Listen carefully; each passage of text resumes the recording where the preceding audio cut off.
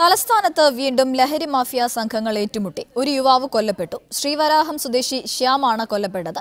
തുടർച്ചയായി ഉണ്ടാകുന്ന കൊലപാതകങ്ങളുടെ പശ്ചാത്തലത്തിൽ 300-ലധികം ക്രിമിനലുകളുടെ പട്ടിക പോലീസ് തയ്യാറാക്കി.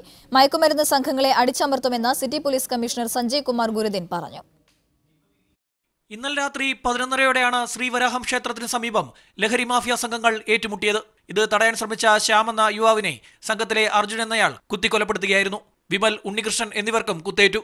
അക്രമി സംഘത്തിലെ മനോജ്, രജിത്ത് എന്നിവരെ സ്ഥലത്ത് നിന്ന് തന്നെ പോലീസ് പിടികൂടി. എന്നാൽ മുഖ്യപ്രതി അർജുൻ പോലീസിനെ വെട്ടിച്ച് കടന്നുകളഞ്ഞു.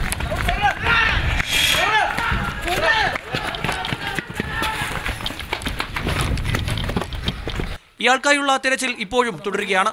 ലഹരി മാഫിയയെ അമർ ചെയ്യാൻ കമ്മീഷണറുടെ നേതൃത്വത്തിൽ പ്രത്യേക പദ്ധതി തയ്യാറാക്കി. രണ്ട് രീതിയിൽ നമുക്ക് നോക്കാൻ പോവാണ്.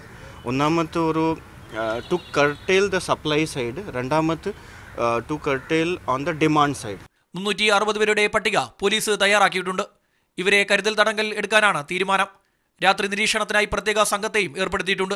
ക്യാമറ പേഴ്സൺ ഷിബിൻ ബഷീറിനൊപ്പം ശ്യാമാർ ബാബു, മീഡിയ 1, തിരുവനന്തപുരം. തിരുവനന്തപുരം കരമന അനന്തു കൊലക്കേസിൽ 7 പേർ കൂടി പിടിയിലായി. പൂവാറിലെ ഒളിസങ്കേതത്തിൽ നിന്നാണ് ഇവരെ പിടികൂടിയത്. പിടിയിലായവർ കൊലപാതകത്തിൽ നേരിട്ട് പങ്കാളികളായവരാണെന്ന് പോലീസ് അറിയിച്ചു. 13 പ്രതികളുള്ള കേസിൽ ഇനി ഒരാളെ കൂടിയാണ് പിടികൂടാനുള്ളത്.